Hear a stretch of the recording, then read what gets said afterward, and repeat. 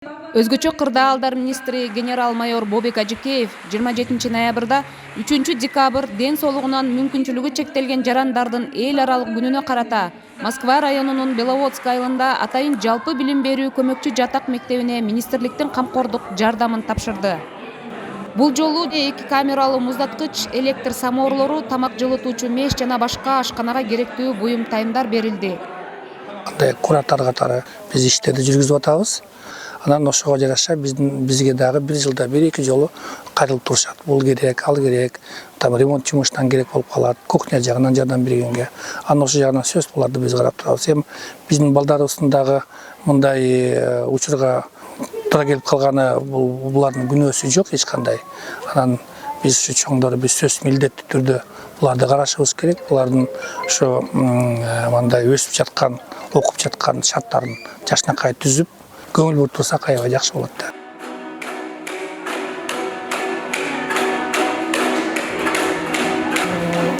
Биздин коммунский ансамбль райондук, облустук конкурстарга барып катышып келип, жакшы призовой орундарды алып келген балдарыбыз бар. Андан сырткары бут кийим тигүүчү кружогубуз бар. Анда эркек балдарыбыз бут кийим тиккенди үйрөнүшөт.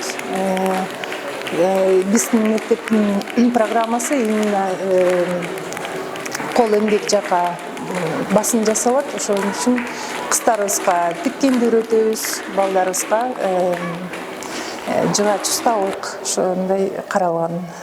Хотите на Новый год получить подарки?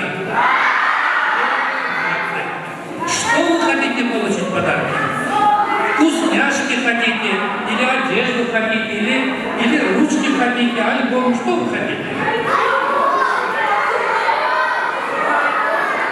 Өзгөчө кырдаалар министринен бизге дайыма камкорчулук көрсөтүлүп турат. Көрсөткөн көмөктөрүнө биз аябай ыраазыбыз. Биздин балдардын атынан, мугалимдер, эмгек жамааттын атынан чоң ыраазычылык билдиребиз. Наши ребята сами сделали, да? Воспитатели помогают, они делают. Да. Ой, дети, у вас такие красивые игрушки получились. Самые настоящие. Да, молодцы.